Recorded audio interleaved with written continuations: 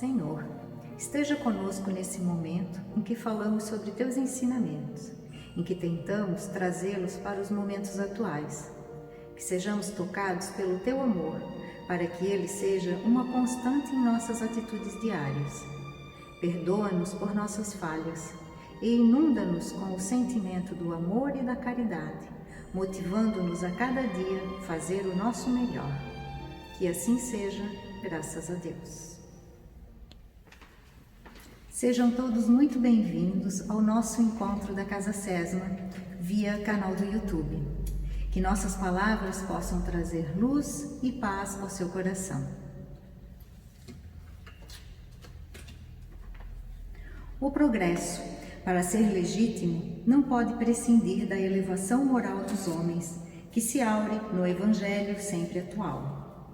As conquistas da inteligência, embora valiosas, sem a santificação dos sentimentos, conduzem ao desvario e à destruição. Para serem autênticas, as aquisições humanas devem alicerçar-se nos valores éticos, sem os quais o conhecimento se converte em vapor tóxico que culmina por aniquilar quem o detém. Estudo, pesquisa, sim, mas amor também. Examinando a problemática da evolução, os mensageiros encarregados da codificação espírita foram taxativos. Espírita, amai-vos, eis o primeiro ensinamento. Instruí-vos, eis o segundo.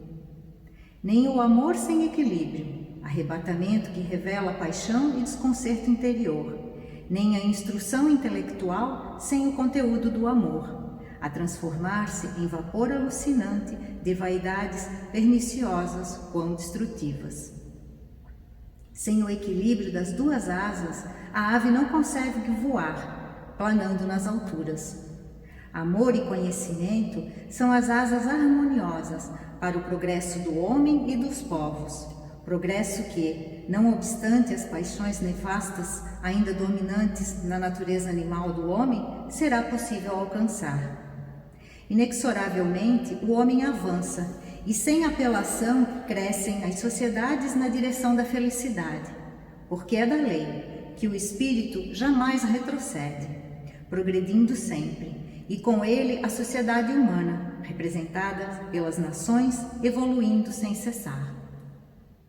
Esses dizeres foram de Joana de Ângeles em psicografia de Edivaldo Franco, contida no livro Leis Morais da Vida, falando sobre a lei do progresso no capítulo 8.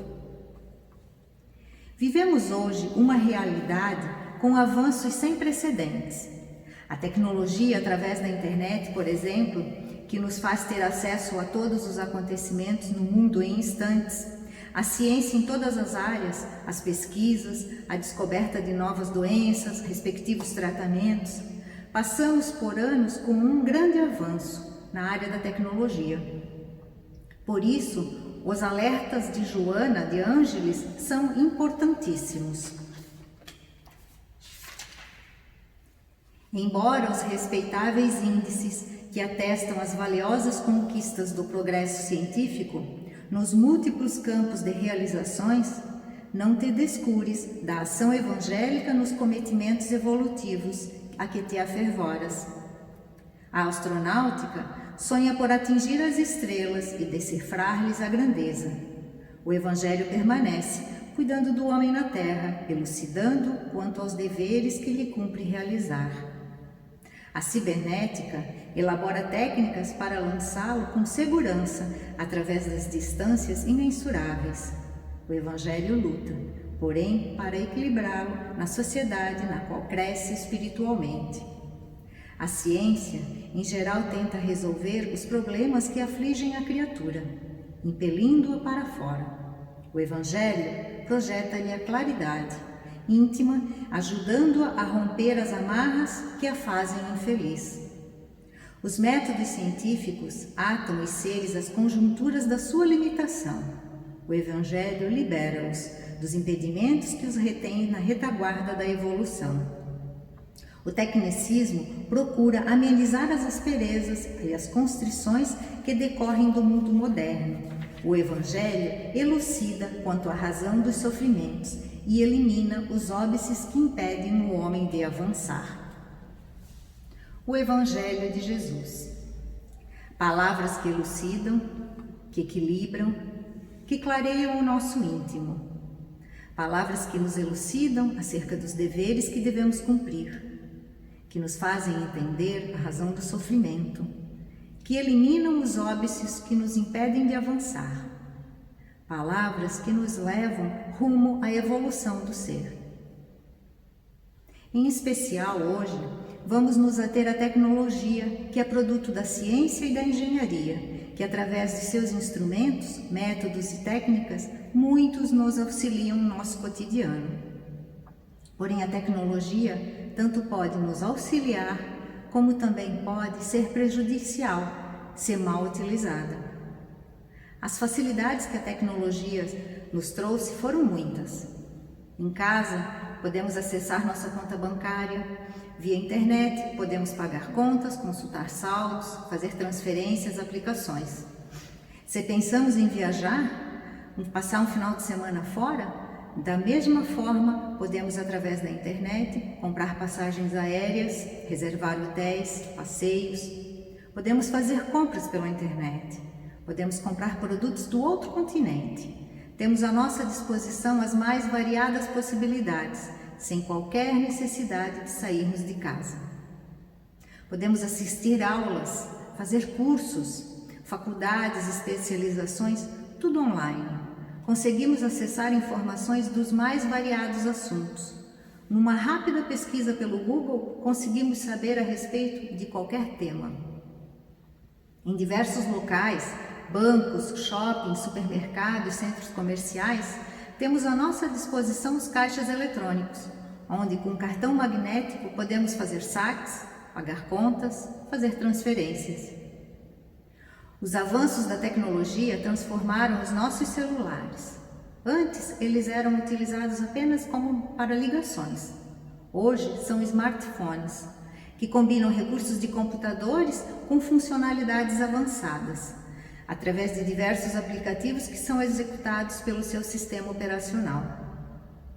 Através desses aplicativos, encontramos amigos, podemos fazer chamadas de vídeo com pessoas que estão a quilômetros de distância, podemos fazer compras, podemos acessar redes sociais, podemos nos guiar pelo trânsito, fazer vídeos, tirar fotos, digitalizar documentos e salvá-los em pastas virtuais.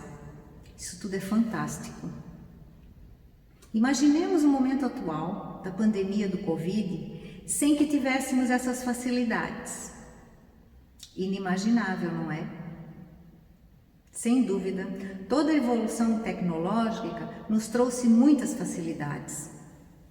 Acontece que toda essa tecnologia de ponta também tem um lado não muito bom, que decorre da sua utilização em desequilíbrio, que decorre das nossas atitudes, decorre do homem, da criatura humana, que nem sempre age de acordo com a moral, com a ética, ou seja, com o equilíbrio e a responsabilidade, utilizando as facilidades da tecnologia para o bem, para o seu próprio bem.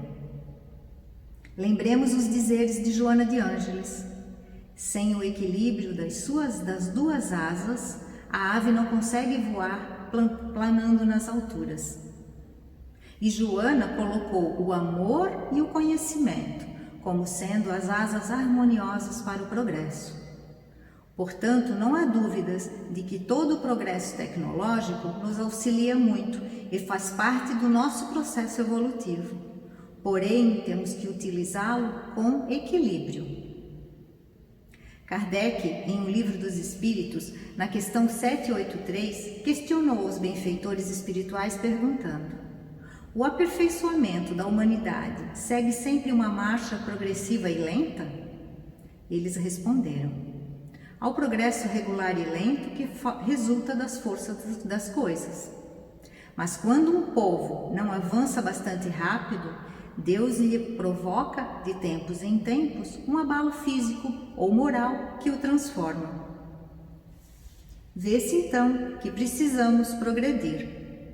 Mas o importante é que o progresso tecnológico aconteça respeitando-se as leis morais e as palavras do Mestre Jesus e seus valores sublimes de amor em equilíbrio ao nosso progresso moral.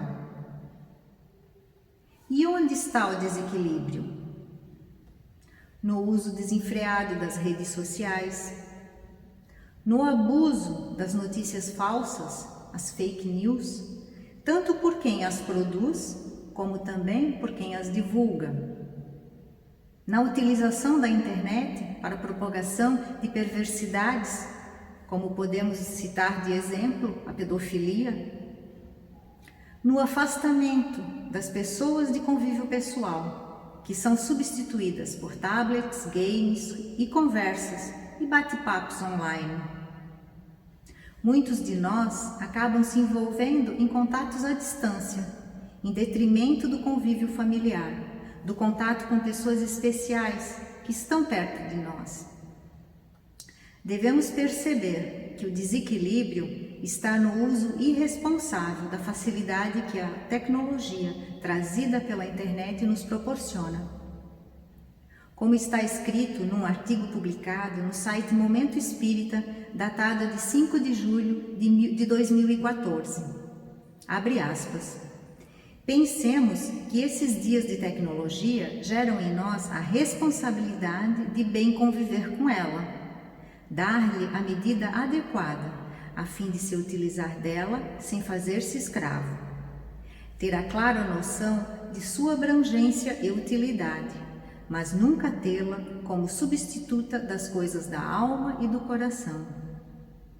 Portanto, estes não deixam de ser dias de aprendizado, para que a tecnologia não nos embruteça, não nos torne frios e não tire todo o significado da existência. Afinal, o homem tecnológico é aquele que se utiliza da tecnologia para facilitar a sua vida e usa com sabedoria o tempo livre que ela lhe possibilita para investir nas coisas que lhe são caras ao coração. Pensemos nisso. Fecha aspas. Usar a tecnologia com responsabilidade. E esse poder de escolha de como vamos lidar com com as conquistas tecnológicas dos últimos 50 anos, cabe a nós, até porque é natural que nos próximos 50 anos certamente virão mais invenções e equipamentos que são inimagináveis no momento. Precisamos ter em mente que o progresso faz parte da nossa evolução, mas que também é nosso o livre-arbítrio de saber como lidar com essas conquistas. Reparem a grandiosidade da doutrina espírita. Ela não nos impõe determinado comportamento. Ao contrário, ela nos faz pensar, ela nos faz raciocinar a respeito do que estamos fazendo, de como estamos nos comportando diante de determinadas situações. E principalmente, ela nos apresenta os ensinamentos de Jesus. Se vamos segui-lo ou não, cabe a cada um de nós decidir. Esse é o nosso livre-arbítrio, mas precisamos ter em mente que, quanto mais demorarmos para seguir Jesus, para colocar em prática o seu amor e a caridade, mais longa será a nossa caminhada. Voltando ao uso da tecnologia com equilíbrio e responsabilidade, vamos pensar num exemplo bem prático, que imagino que todos de nós passamos por ele. E ele envolve as redes sociais, Instagram, Facebook, Twitter, etc. São diárias as publicações, envolvendo fotos de viagem, jantares, casais, práticas esportivas, e nelas todos sempre estão bonitos, os locais são maravilhosos, enfim, tudo parece perfeito. E se não cuidarmos, nos perdemos na ilusão dos padrões de beleza, padrões de relacionamentos, padrões financeiros, os quais nem sempre correspondem à realidade. Precisamos filtrar o que vemos nas redes sociais, pois do contrário, o que acontece? Nos deprimimos. Nos deprimimos porque não temos uma foto legal para publicar, Não viajamos recentemente. Não jantamos fora. Não estamos na melhor forma física. Enfim, nos achamos fora dos padrões das redes sociais. E pior, muitas vezes publicamos uma foto e ficamos na expectativa de muitos likes, curtidas, e eles às vezes não acontecem como esperamos. E aí, mais uma vez, deprimimos.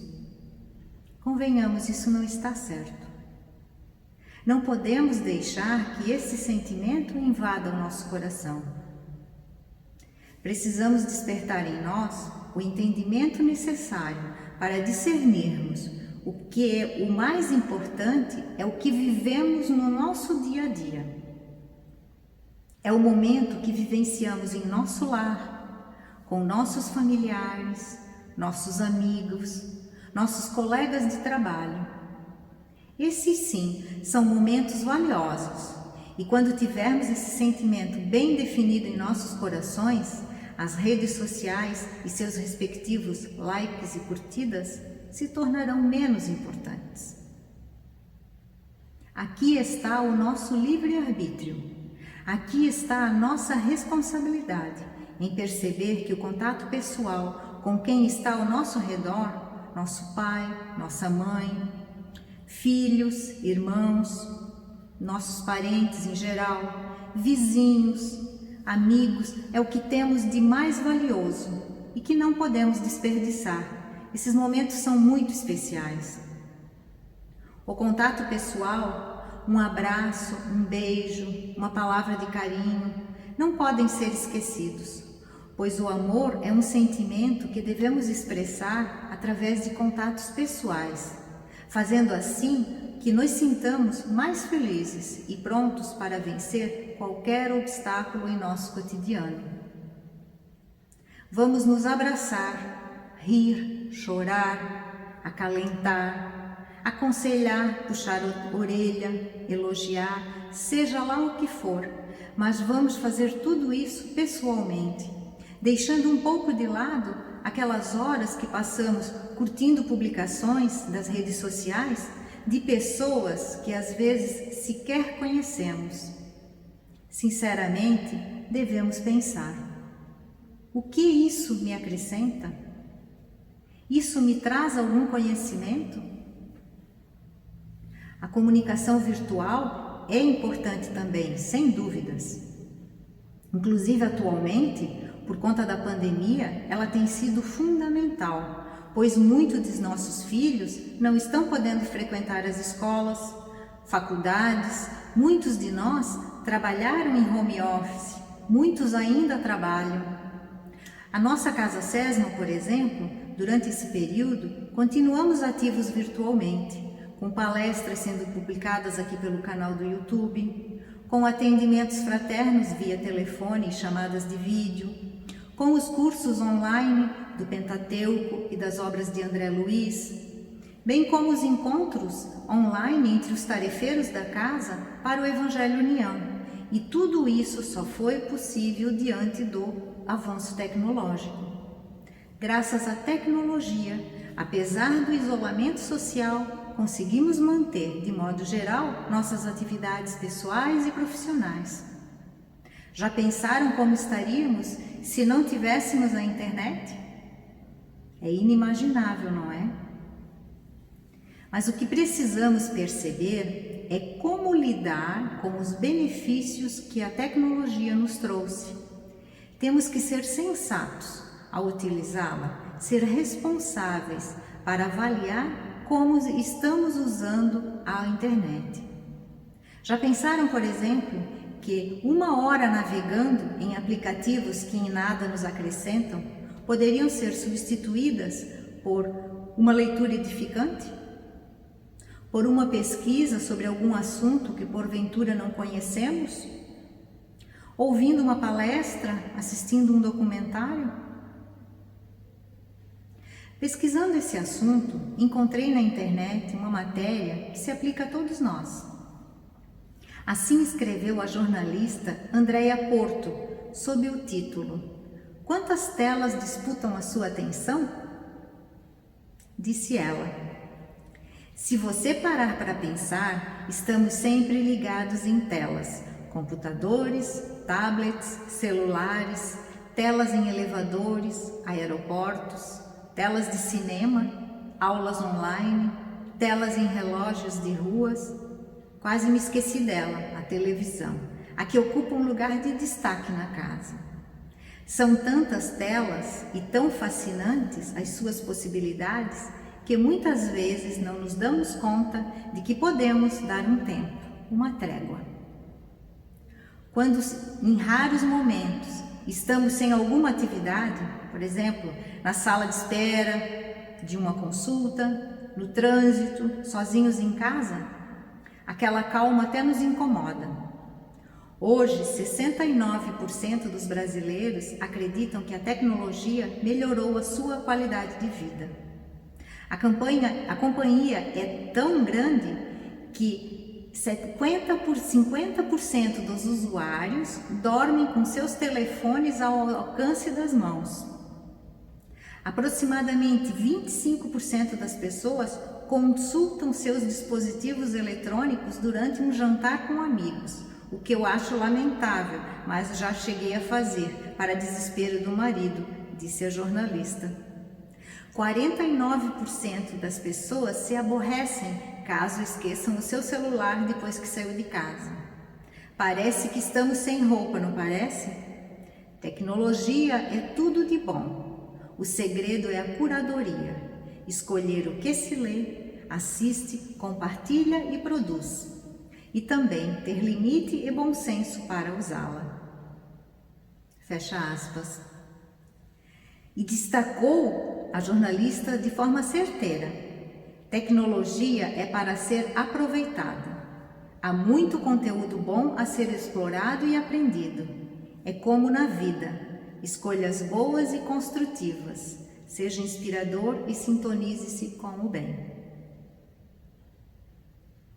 Portanto, o acesso à internet nos proporcionou um elenco de oportunidades, com informações mundiais nas mais diversas áreas: saúde, política, economia, meio ambiente, etc., possibilitando-nos um intercâmbio rápido de ideias, diversão e conhecimento.